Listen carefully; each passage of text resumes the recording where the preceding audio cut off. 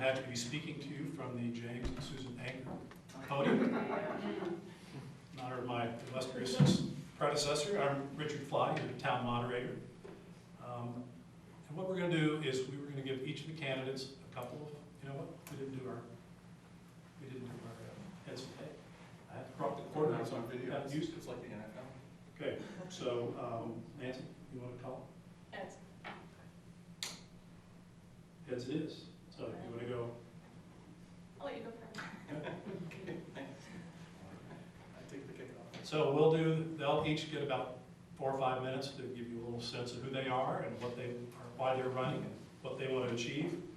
Then we'll open it up to questions. I have a couple of questions I'll start out with, and then we'll open it up to the audience, and we'll go as long as people have questions. And then they'll get a couple of minutes at the end to sum up. All right? So, Okay. Neal? My name's Neal Darcy, and I want to thank Ms. Nancy Federspiel for being here tonight, participating this evening. I'd also like to thank Mr. Fly and the Friends of the Bolton Public Library for sponsoring this evening. And lastly, I wish to thank all of you who took your time out for the evening to be here tonight. I've lived in Bolton for the last 7 years, and I'm running as Bolton representative for the NRSD School Committee. I spent the last 29 years in real estate and banking, and I'm currently managing partner for a real estate investment company that specializes in acquiring and restoring old properties in the Manchester, New Hampshire area. I'm a graduate of the University of Massachusetts. I hold a BA individual major in marketing communications. I have 2 children who attend Florence Sawyer School. One will be in high school in 2 years. We originally chose to move to Bolton for a combination of the beautiful landscape and the small town atmosphere, along with the good reputation of the school system. I have 4 primary focuses on my platform: budget, technology, communications, and policy. I'm going to focus on budget for my opening statement. Bolton just celebrated its 275th anniversary. However, in the last 7 years alone, we've seen our tax bill increase nearly 25% more than the last 268 years, 60% of which goes to the NRSD for schools.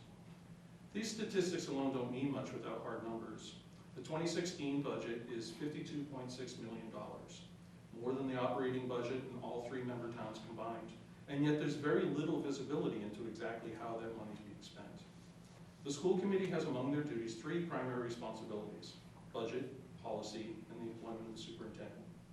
The school committee currently does not use, and has not used for years, its legally mandated authority to thoroughly examine and help the superintendent craft the budget throughout the year. They typically meet between February and March to discuss a budget presented to them that they have little, if any, hand in at all. More and more school districts are being compared to companies in terms of employees and budgets. In fact, many are dropping the superintendent moniker and they're going with district CEO. And why shouldn't they? I mean, according to Inc. magazine, there are 350 out of their entire Inc. 5000 list of private companies that are in the $50 to $100 million range. That's 350 million companies in a country with 400 million people. NRSD at 52.6 will qualify in that set of terms. So for just a moment, let's imagine that NRSD is in fact a business. Its customers are the children, its investors are the taxpayers. MCAS scores are currently the main figure used in the ranks in Massachusetts, so we'll call that the customer service ranking. The school committee would be the board of directors. The investors, or taxpayers, want and need access to company information to make a decision as to whether it's worth the investment they're making. They need easy to understand financials, which would include revenue, expenses, debt, investments in product, current and future product quality, reputation, and potential. NRSD is not transparent about their financials, and that would be the first strike against the investor. The board of directors, or the school committee, has no system in place to review, inspect, or deeply understand the financials year-round. This would doom just about any other board in the business world, and that would be strike 2 for the investors. But wait, the playing field has suddenly changed. Further research shows that the tool used to rank customer service for the district, MCAS, is most likely going away, being replaced with a new measurement tool called PARC. PARC shall become the new standard by which all rankings will be made. However, PARC requires technology which NRSD does not have in place. It requires the customer to be trained in this technology for PARC to be successful. The future is not clear for this business, and this business would be downgraded. Strike 3 against the investor. The tax rate has been hovering at the highest rate in the state for several years now. Annual tax hikes that constantly surpass Cost of living adjustments and annual pay raises is frustrating for many of us in town and forces some of us to change our plans or tweak our spending habits. But for some, many elderly in Bolton, those increases literally mean less food on the table, less money for home repairs or heat. These are people that may have to move or maybe they can't move. All this talk about budgets and taxes, I want to be clear, I'm not for hacking and slashing our school budget, period. But I absolutely believe the school committee owes it to our community to make sure the money being spent is spent wisely with the greatest possible impact. And this comes only through working with the administration throughout the year to craft the budget, measure the impact and the effectiveness of the money being spent, and make sure that the budget is much more transparent to you all. Thank you, and I look forward to answering any questions. Nancy? Hi, thank you for coming. Nancy Federspiel. I've been on the school committee for 6 years. This would be my 3rd term that I'm running for. I've lived in town with my husband and 3 children for nearly 20 years. All 3 of my children have gone through the Neshoba district from beginning to end, from kindergarten to graduation, except for one, a freshman in high school, who's still in the system. We've enjoyed living in town very much. We've been very involved in different things over the years in the community. I was president of the Friends of the Library for a number of years, was on the building committee for this wonderful building, was a trustee at the library, a coach for basketball, a DI coach, an elf and a 4 women's volunteer. Have been very involved in our community and especially in the educational aspect of our community. Professionally, I'm also involved in education. I'm an independent college counselor, so I work with families to help them figure out what college would be a good fit and the whole process of how to get there. I've been doing that for 10 years. I'm certified in high school guidance. I have an undergrad degree from Brown University and a master's degree from Northeastern in student development and counseling. So education always has been, and I think always will be, my passion. That's my motivation for being on the school committee, is being as involved in the education in our community as I can be. I think in terms of my desires to be on or to continue to be on the school committee has a lot to do with what I've learned in the 6 years that I've been there. It takes a lot of time to get to understand all of the things. With a $52 million budget, there's certainly a lot of financial aspects to learn and understand, and handling different situations that arise. I've been the chair of the school committee for the past 4 years, and so have been in a variety of circumstances where I had to handle difficult situations. As the chair, I had to run the meetings and sometimes handle some heated debates and conversation, and I think that I bring a level of calm to those situations and a sense of reason that I think is necessary. One of the things that I've really learned in my time of being on the school committee is that there are multiple sides to every issue, and it's really hard to come in and be black and white and say either, we have to spend money or we can't spend money, or we have to always believe in school choice or we can never believe in school choice. I don't think there are absolutes like that, and that's something that I've really learned over the course of the years of doing this. I think that there's a time and place for really listening to people and understanding the needs of the different constituents. We have teachers that we have to listen to that have very specific needs and desires that are very different from our parents and that are very different from our students and that are very different from some of our senior citizens in our community. And it's my job as a school committee member to listen to all of those people and to make sure that we're coming up with the greatest number of opportunities for the greatest number of people. And it's, in my opinion, it's not always about taking the least expensive route, and it's not always about doing what one group wants over another. And understanding those wants is really, really important to this job. And in terms of the budget and the process that we currently go through, I disagree with what was previously said. The budget is scrutinized extremely well. It's a process that begins in November, and it starts with the teachers meeting with the principals, and then the principal meeting with the superintendent, and the entire process is completely transparent. The budget is online, all 80 pages of it. It is available for anybody to look at, anybody to ask questions about. I frequently get questions about the budget, and I answer them in email and in person, and there are always questions. And everybody is always welcome to the school committee meetings. During budget season is when we get our biggest crowds, that and the calendar, actually. The calendar's a popular issue that brings folks into the room as well. But the budget season is, it's a big deal because it's a lot of money, and it is a large portion of our town's budget. But as I was explaining in town meeting the other night, that's not an unusual circumstance. There are lots of communities that have demographics similar to ours where their school budget takes an even greater percentage of the town budget than in our town. So I really hope that I have an opportunity to keep using the knowledge that I've learned and gained and the understanding and insights into this process. And I hope that you'll let me do that. Thanks. All right, thanks. So I'll start off with question 2 and then the audience. Now, if not everybody likes to raise their hand, but we've got a pretty small crowd here.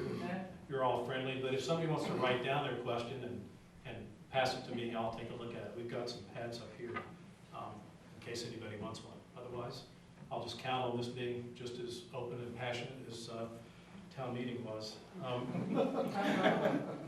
Maybe a little less passionate.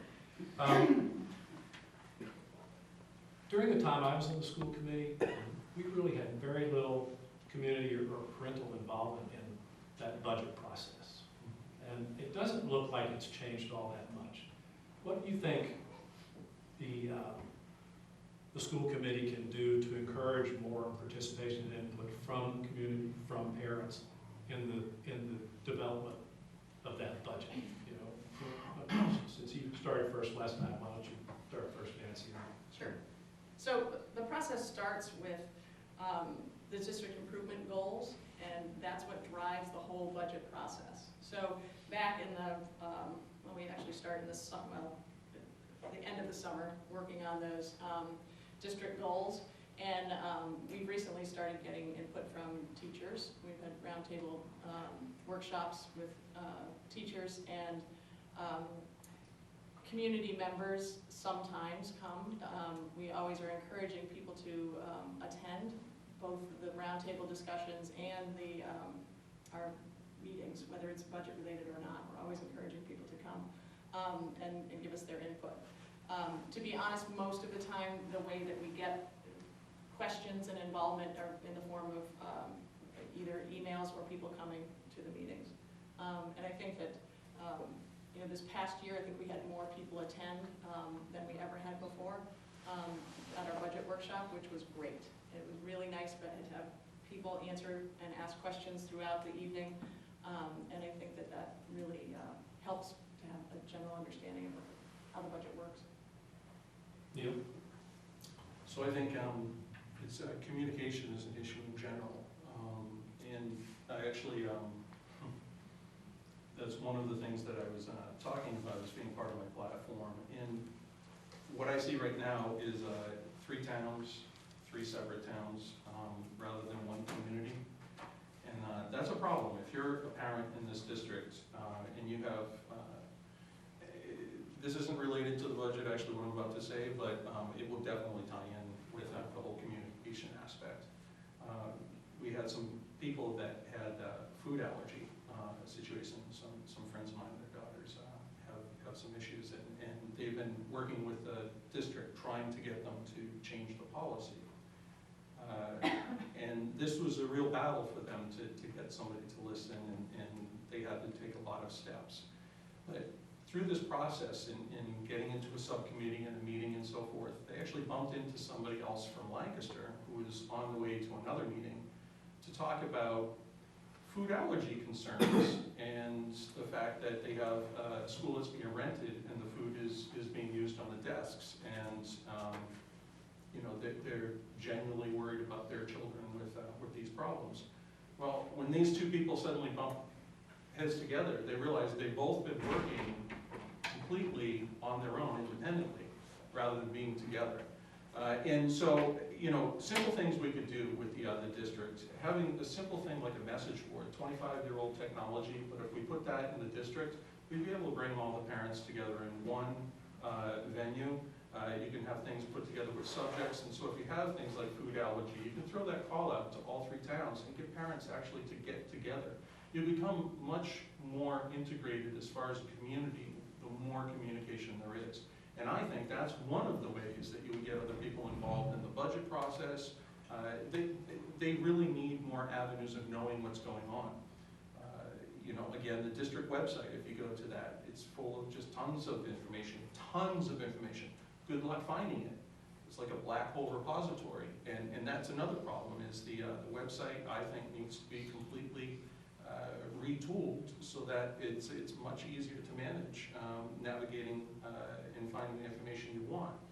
So communication works in many, many different ways. Town hall meetings, for instance, where maybe the local principal once a quarter or whatnot actually gets together with the local, you know, your town school committee member and answers questions in a very casual, face-to-face environment where you know, you can just have a frank exchange. And I think it's a wealth of information you can pick up just having a frank conversation back and forth with parents and individuals. So there are many steps, I think, that can be taken that haven't been taken. And you know, that would be a good first step to improving communication, by bringing all the communities together and actually making people feel like they can be involved. So, how about audience? I have a question. All right, sir. Susan Mason, Berlin Road, no kids in the school system, no kids at all. But I was wondering if each of you could comment on the aspects of the budget where we, you know, the 3 towns, could actually have an impact. You have teachers, which you've got a union contract, and that makes up the vast majority of that pie chart that was sent out by the 60% or something personnel, and I'm sure most of that are teachers. What aspects or levers are actual variable costs that you as school committee members and us as, you know, taxpayers could have an input on change? I don't know, was that clear? Yeah. So, I guess it's your turn. I'm sorry, no, It doesn't You want matter me to to me go who back? answers. Okay. Right. So, you know, union contracts, they're going to be negotiated. As a little sidebar, but yesterday at the school committee meeting, I was a little bit surprised to find out that not the entire school committee is actually involved in being taught how to negotiate with the unions. There was actually You weren't at the meeting. What's that? You weren't at the meeting. It was televised, which is a pretty cool thing. And so there was only one individual from the school committee that was actually brought on board. Now, if something happens, if that person can't be there, if there's illness or whatever, the school committee is no longer involved in this entire negotiating process because we don't have anyone else to fall back on. Another school committee member asked that question, how come we weren't even told about this or given that opportunity? And that really is something the school committee should be driving, not the administration inviting the school committee to. So that's just one aspect for the budget, a little sideline. But doing a little bit of research, I found something that goes back to 2001, and it says the finances of the debt-ridden 3,000 pupil district, according to the $3.4 million, were placed under state control and its financial advisory board responsible for approving the entire district spending. Interestingly, $1.3 million shortfall was discovered in August. It's now 3 times larger. An independent auditor said he found inappropriate transfers of money among the school accounts going back several years when the Western District Attorney and State Police. We went to receivership going back at that point in time. And that's when there was a school committee, and the school committee wasn't actually keeping an eye on everything that was going on with the budgets, but we were being told we were. But neither was the administration. Neither was the administration. You know, And absolutely, Right, absolutely. That happens in a lot of places where people, you know, fly under the radar, accountants, it was the accountant or something for the school system at that time, as I recall. Yes, it was the business manager. Business manager, thank you. Yeah, I mean, I don't fault the school committee, I don't fault the administration, that, you know, that kind of stuff unfortunately happens. But that's not, I mean, I don't know, I should let you continue, Neal, because I'm not sure where, you know, you're going with that. Sure, well, Train of thought.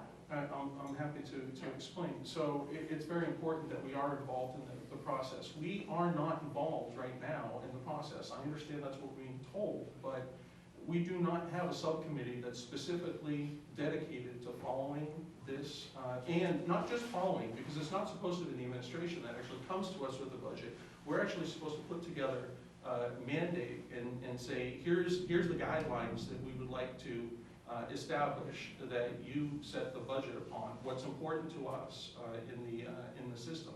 And then the administrator, along with the teachers and so forth, are going to put that budget together, come back to the school committee, and then we'll work hand in hand. We also have something that dates back to 2001 that says that the public can actually be involved in the process too, something which doesn't happen right now. So there are a lot more things that we can do to actually bring more people into the light of day as far as the budget goes. Any specific aspects of the budget that You know feel what? No, we can actually control outside of the union contracts, which are. Absolutely, starting with, you can take a look at administrative costs. Okay, you can take a look at that. I mean, you know, it's been floated around that car allowance that's being given and so forth. I mean, these are little tidbits that are out there. 36,000 is not a lot of money when you talk about a $52 million budget, but there are little acorns that are out there just, you know, when people have looked a little bit in there. And so there are definitely areas, I think, that can be trimmed. When the budget was presented to us at the town meeting, we had information that was given to us saying what was, I think, 63% or so, and then the teachers were listed, and then the teacher salaries, and we're told, oh, well, we're a little bit under the average. I can't remember anything being said about how much we're spending on administration. You know, that's part of the expenses that are out there. Okay, so we're not being given the full information, and that little pie chart doesn't really go into a whole lot of detail about what those specific items are. So that's my point, is that there needs to be more visibility available to everyone. And you shouldn't have to be an accountant to go on the website and start peeling through the budget in order to understand what's going on in the process. And I really think that, you know, bringing this forward and then making it, and putting it into layman's terms so people can understand. How many grants did we work hard at picking up each year? How many, whether it's grants, Chapter 70, whatever. I think listing all the pros. Look at how much money we've saved by going out and shopping these things out, you know, and letting the public know. Setting people up so they're just more informed. Again, this falls back into the communication aspect too. Nancy? I don't know what I should do. Should I correct all the things that were incorrect, or should I start back with the questions? Start there. There were a lot of things that you just said that were completely inaccurate. First of all, I'll try to go back to the beginning if I can remember it. Contract negotiations are conducted by the administration. It's one of the superintendent's primary goals is to negotiate contracts. However, there are 3 people, and for the last 6 years, I've been one of those 3 people that has been involved in the union contract negotiations, both for Unit A and for Unit C. So that means all the teachers and all the professional staff and all the other staff, Unit C. So that's custodial, everything else. We are very involved in the negotiations. And the thing that you were referring to that happened and was discussed in last night's meeting was a workshop to learn about interest-based bargaining. And I was invited to go because I'm the chair. And the chair was invited, as were the union presidents and the superintendent and our human resources director. And so we all went to this all-day workshop. It was very informative. And we learned some new strategies for negotiating that I think hopefully both sides of the table are going to entertain the idea of trying it. There were some other questions, other points that I needed to correct about the process of the budget. As I said before, we start with the district improvement goals and the plan, and that's where we have a lot of discussions about, well, where should our priorities be? And that's where the school committee has an opportunity to have input, and that's what kickstarts the budget. To get to your specific question about, where can we have control over the budget? Lately, we haven't had an opportunity to have much control at all because we've been getting the message from the town officials as well as other people that we need to not have any new initiatives. We need to keep our budget to a minimum. So between salaries and benefits, and whenever we're talking about that, it includes the administration as well. So we're not hiding what the administration is making. That's right in there with everything. And if you ever want to know what any position, not name, but position in the district is earning, you can go on the website just like I can and find that out. It is completely transparent. There's nothing hidden. The $35,000 travel allowance is for all the administrators combined. And quite frankly, that's actually saving us money because they're getting their travel allowance in lieu of a salary. And the travel allowance stays level from year to year. And the salaries go up every year. Not every year, but we've had a couple of years where we were able to hold them steady. But it's actually not a bad financial move to have a travel allowance instead of salary. In terms of keeping the prices down. But getting back to your question about what would we have control over, that's new initiatives. If we wanted to start, like one of the things that I would love to be able to do is to have an additional year of foreign language at the middle school level. Something like that would be something that would be a new initiative that we'd have to add to the budget to do. Something all of our at the high school are capital improvements. So if we wanted to renovate the science labs or something like that, that's something that townspeople could say, yes, we really want that, or no, we really don't want that, and that can be worked into the budget. But 80% of what we come to with our full budget is already taken up by salaries and benefits, and that's everybody. Can I just ask a quick follow-up? Yeah.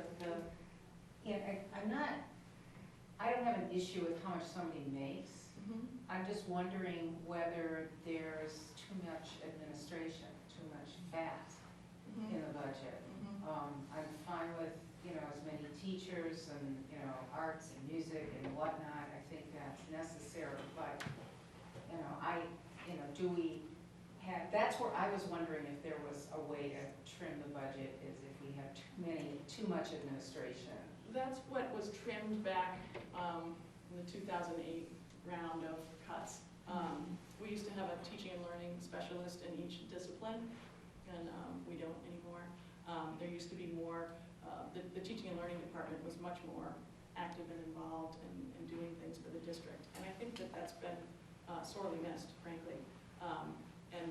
That impact was definitely felt. And I think that teachers would agree, when it comes to professional development and things like that, we don't have that department anymore, really, other than a couple of people. While it's easy to, point fingers to the administration as being a place that we could cut, it's hard to. I mean, we already have. I don't know if that answers your question. Yeah. All right, other questions? Yes? Sorry about the frog.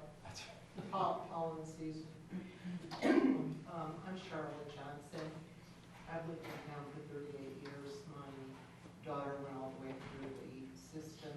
I'm a 5A Catholic mom, so I guess the system served her well. Two quick questions. One, I saw at town meeting where you had on the board and the number of dollar per student and percentage of the budget, and I think you had 10 towns I'm not sure if you're aware of the fact that we are the only one that has 92% of where that money comes from, coming from residential. Taxpayers. Yes, I am aware of that, yes. And that's one of the reasons people get a little exercised, Yes. a little more exercised every year, and some people cross the line into sheer lunacy. Been here a long time, lunatics come, lunatics go, but this is getting critical.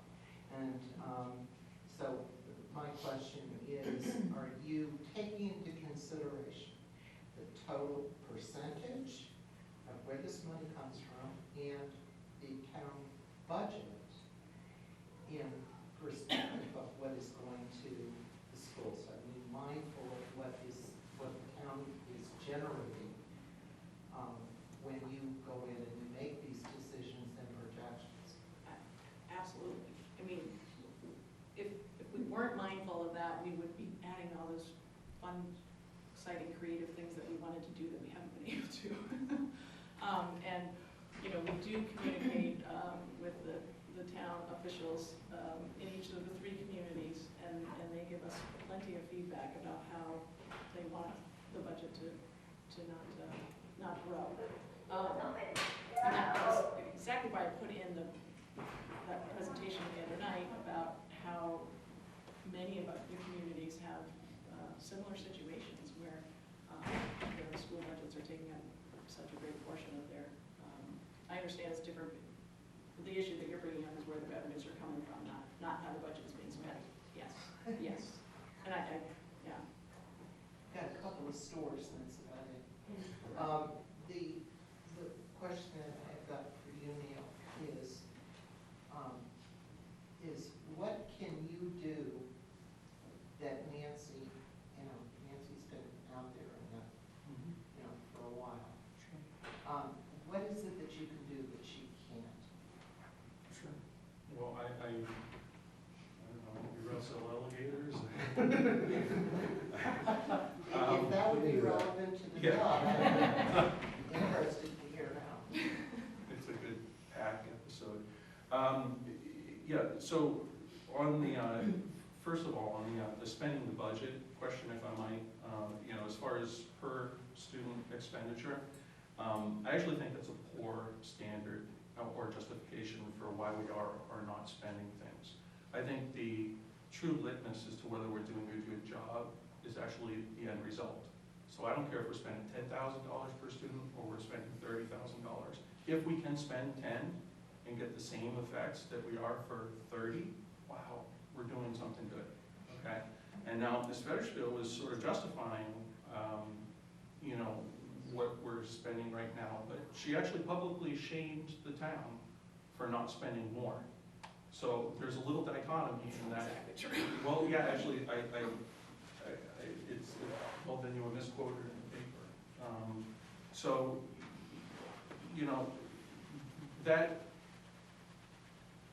that litmus test as far as what we're doing, we are succeeding right now. MCAS scores are doing a pretty darn good job, and that's our quality control right now. So I have no problem with the MCAS. And then what can I do? I mean, I'm going to give different perspectives. Right now, I think that there's this receivership mentality that still exists. When we went into receivership, the superintendent actually becomes also the school board. There is no question the school board becomes an advisory sort of entity at that point in time. So it creates a strong leader, weak board, if you know what I'm saying, because you have no power. And that mentality sort of exists on. And we need that fresh perspective rather than thinking, it's got to be the same old every single year. Gee, it's hard to make cuts and so forth. Well, yeah, anything is hard to cut. My household budget is hard to cut on an annual basis. But we still have to take really hard, scrutinous looks at administration. I know, hey, maybe we have cut administration in the past. Maybe we don't need to cut administration. Maybe we're not spending enough. We don't know if we aren't really drilling down consistently. And we really need something, I think, in the school system, like an advisory board that we have for the town, that spends time doing this and is dedicated to that. And that's not what the school board has a lot, the school committee has a lot on their plate to handle. And you've only got a couple people that are on the finance committee, which are signing warrants all the time. No one is spending time actually drilling down. Ms. Federspiel herself has said that this gets passed on to teachers. It starts with a plan, it gets passed on to teachers. That's not scrutinizing budgets and going through things, and that's really what we need to do.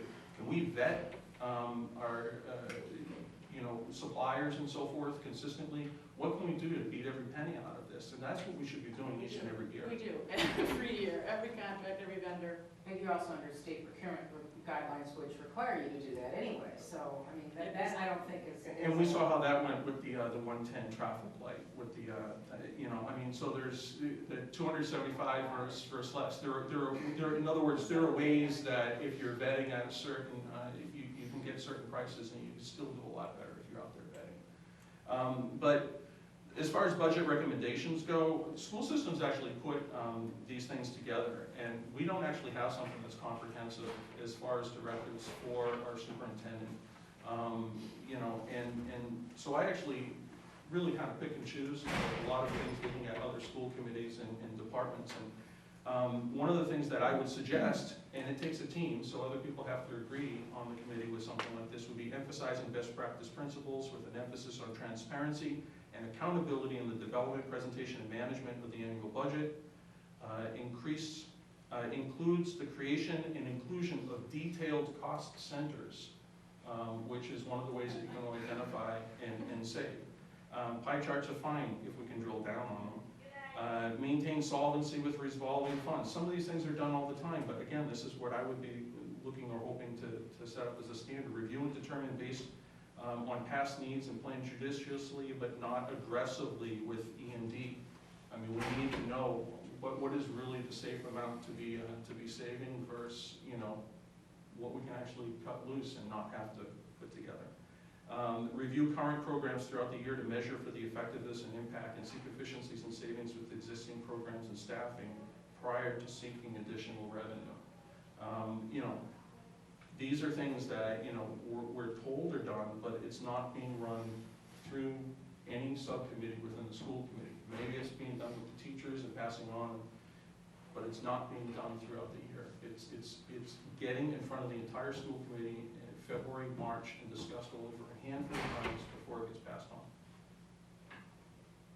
Nancy? I've lost track of, haven't I already gone? Yeah, sure. Yeah.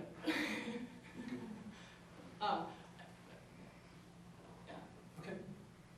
I do give you guys an opportunity to respond if there's something somebody said. Well, I mean, there were things in there again that I would love to correct. So the teachers aren't working on the budget. That's not their job. The teachers are giving input on goals and priorities. The money They management. set the plan, the teachers are working on the plan, that gets passed over to the administration, you guys work on it, you explain the process. Yes, but they're not dealing with the line items of the budget. It's that, at I that didn't say stage. they're working on line items of the budget, but that's okay, I mean, whatever. Okay. I'd like to ask a more general question. What each of you could tell us what you see as the strengths and weaknesses of the present system, and where you see the school system in 5 years. Nancy? I think our biggest strength in the Neshoba district is our human resources, our people. Specifically, our teachers do a fabulous job. I think that our district is really good at making sure that there's something for everybody. And all of our students have an activity or a group or a club or a sport or a math team or a drama club. There seems to be something for everybody, and I think that that's our greatest asset in our district. And teachers that are dedicated, that are running those things as well as the academics in the classroom.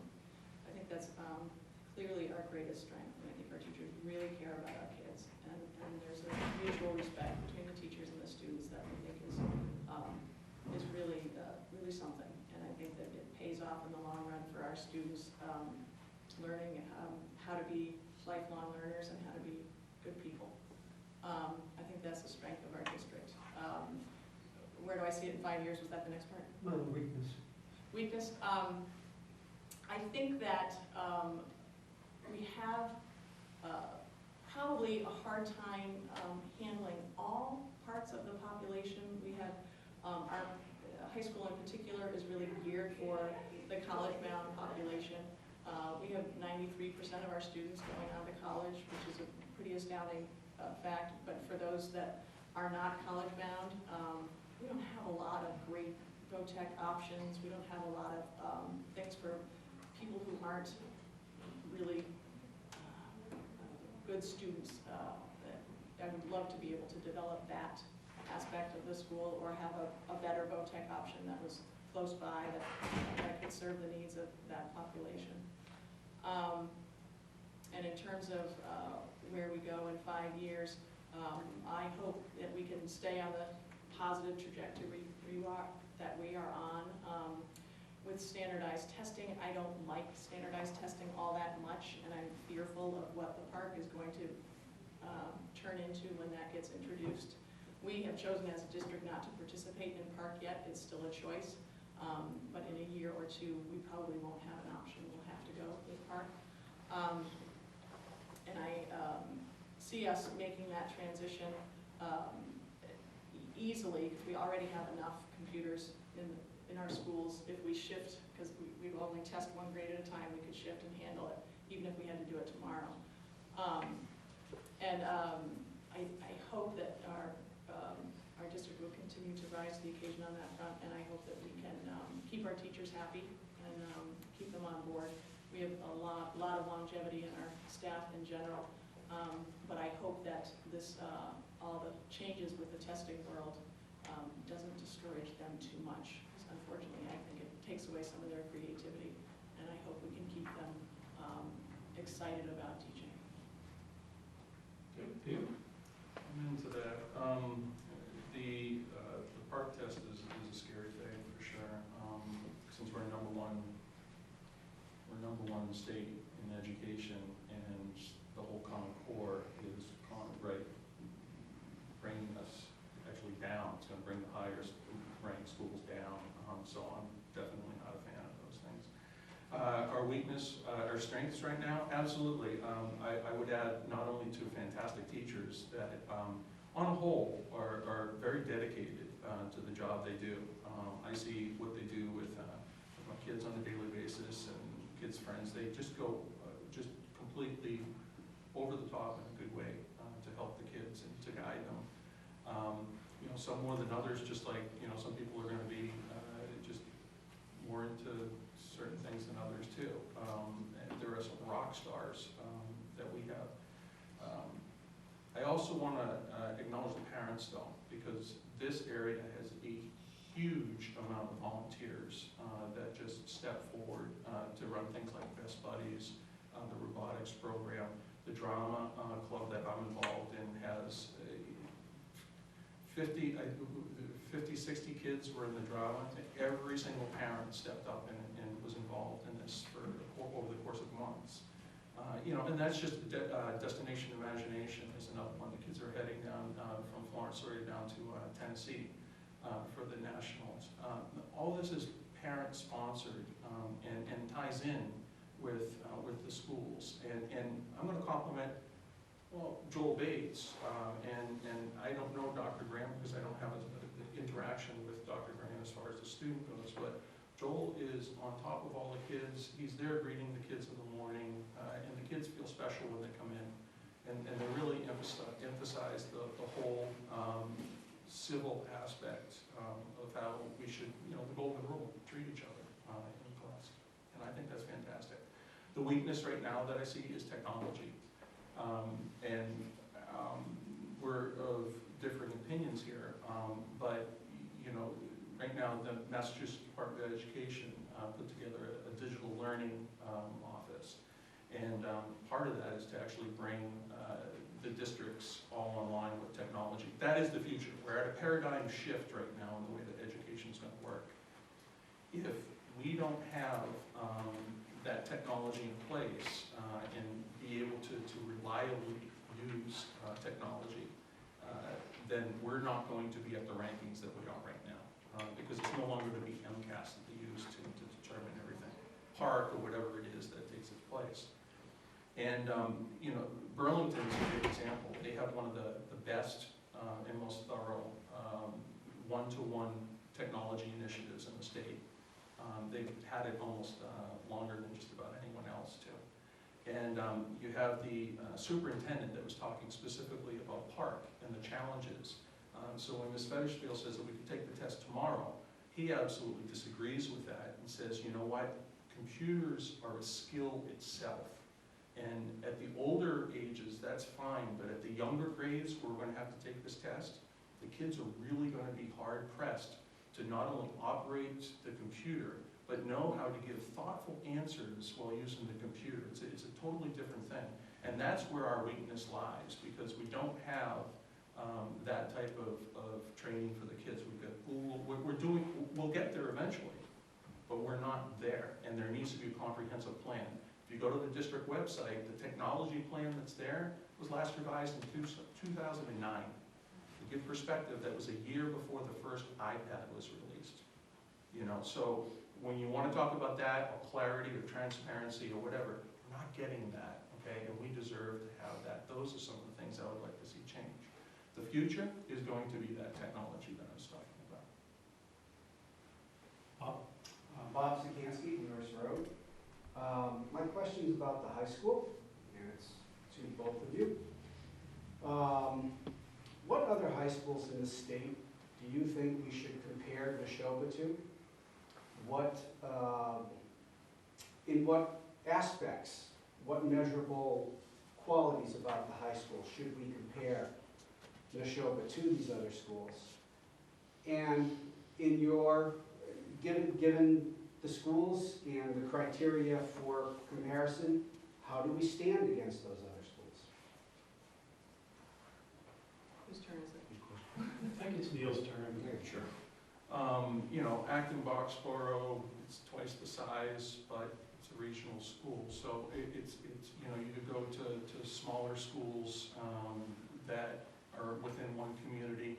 You know, we're a unique situation because we are a regional town, but we're also a small school. So there's going to be potential for crossover, North Andover. But again, they're working. When we put together, like yesterday or Monday, the budget was shot down, but the other two towns have passed, so it passes, right? I mean, if we're in a one-town school and the budget gets shot down, it's shot down. So that there's more dynamic that's involved in there. So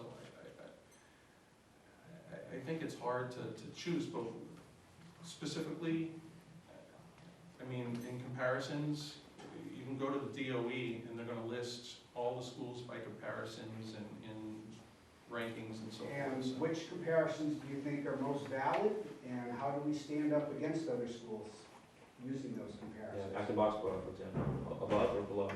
Acton Boxborough?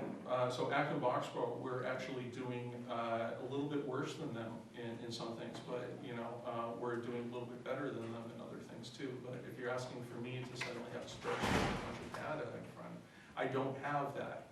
And I don't think that would determine, you know, whether or not me being able to answer that, but that would preclude me from being able to do the job right. I mean, I can look at the data sheets and I can tell you that 29 years in banking, I'm able to look at those things and know what's going on. The question is because if you're a parent or who's living here, or you're a parent who's considering moving here, one question is this the right place to go?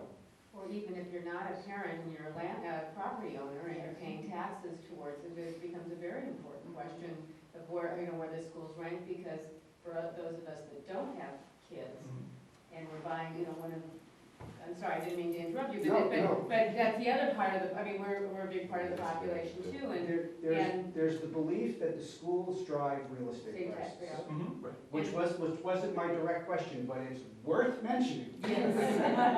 Yeah, because it's what a lot of us, when you buy a piece of property in a town, if you're not sending your kids to school here, that's one of the reasons that draws you to town. And I'm not sure, but I think over the years maybe there's been a downward shift, especially at the high school, and that becomes a concern.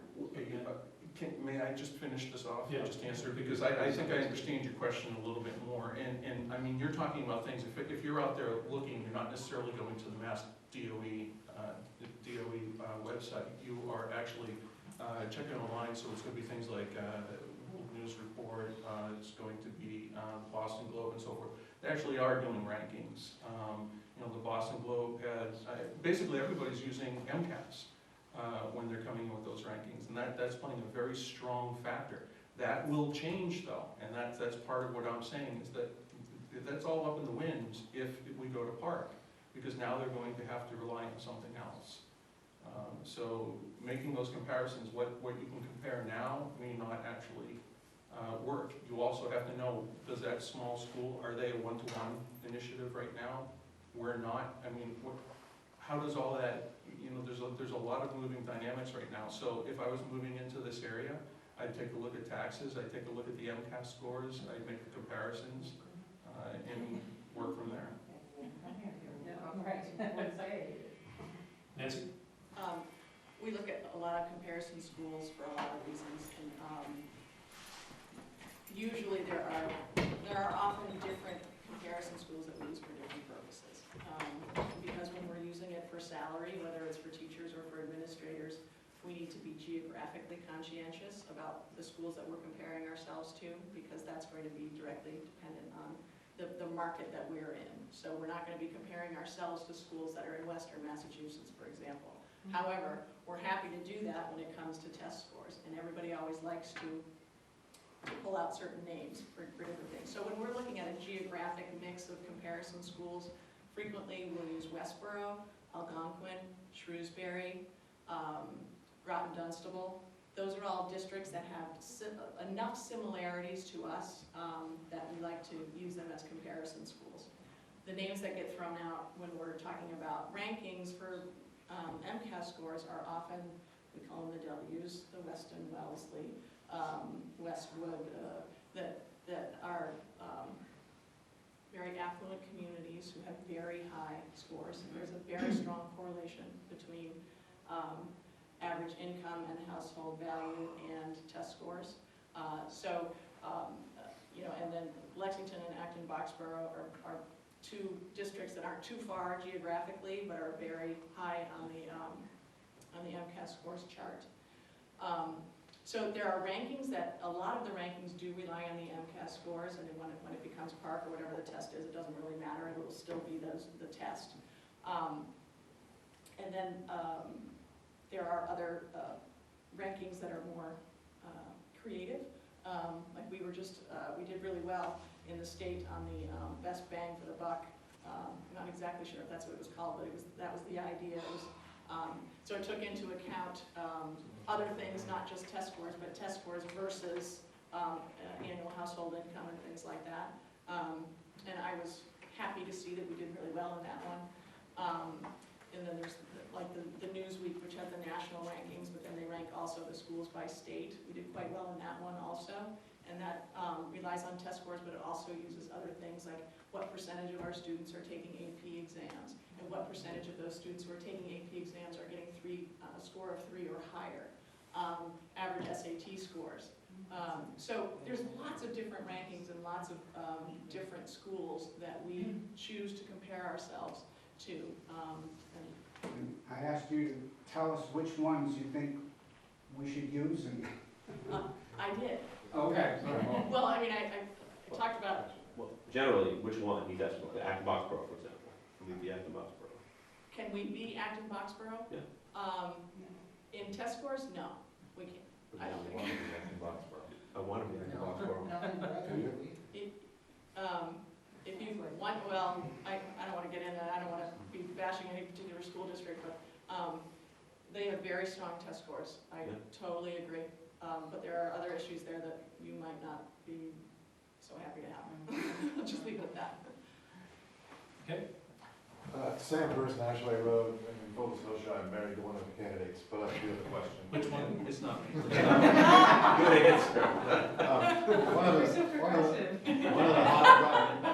One of the hot button issues that, Will she answer this at home? Is that why you're I asking? just came up with this on my own.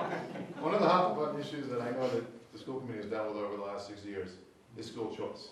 And you can look at a million different rankings, and there's, as we talked about, lots of different ways to rank things. But one of the things I look at is when I coach basketball with my kids, people say, you're from Neshoba, how can we get into your district without buying property here? And that was school choice. So I know how school choice has gone because I lived through it for 6 years with my wife. And when it became unbeneficial to, or unevenly weighted in the elementary, middle school level, school choice was eliminated. And now it's been eliminated from the high school. Some people weigh revenue versus the school choice option. I know how Nancy feels and she can express her own opinions, but I would like to ask Neal your opinion on a very hot button topic, probably second to the budget, Sure. is school choice. Sure. I am, in its present form, with the policy that we have in place, I'm absolutely against it. And you know, that policy has to be fluid, right? So when we took school choice in, I think it was honestly for a very good reason to bring it in. It didn't work, and it was evident that it wasn't working as far as the way that it was causing, basically, if you look at the way it worked with the towns, the whole issue was parity, and that was the theory of parity. And you ended up having a few school choice kids in one town, a little bit more than that, and at our high water mark, I think Florence already had 110 or so kids that were in there, at the high water mark, not there now, I think it's around 60-ish that are there now. But it ended up flooding a couple, 3 I believe it is, grades in total, and just made it sort of a train wreck for the teachers in planning through that period of time. Now, there were adjustments that were made, and it came to 24 kids max per class, 96 total. But even that still had some flaws in it, because then at the last minute or during the year, if you have people move in and you're at that cap, you're still going to be brought up over. So I think right now, while we have the higher populations, yeah, we should be down. But I think that the policy for school choice needs to be changed before it gets brought back in. And I think we need to bring those levels even further down, not 24 max, but bring that further down with the school choice so that we don't have as much volatility or chance of it. And the way that the demographics, if you believe the statistics that they're talking about, the population's growing older in this area. So eventually we may see the population dropping again. If that happens, in the same reason out in the western part of the state, that's why they're using school choice. It's a way to supplement and bring people into their own system and keep a viable school system floating. So if we needed to do that in that case, and that's exactly what it would achieve, then yeah, I would be for it at that point in time. At the high school right now, I'm not for it because we're dealing with spacing issues. And some of the preliminary stuff that's come out in the study task force has said that those 100 kids, even though they might be spread out, there's still kids that are being turned away, our kids, from being able to take certain courses because they're full. And so, that would be my biggest reason for getting rid of school choice, but I wouldn't say I would never want to see it come back again, just in a different, little more thoughtful, learn from our experience incarnation. Nancy? So we've lived through a lot of different experiences with school choice.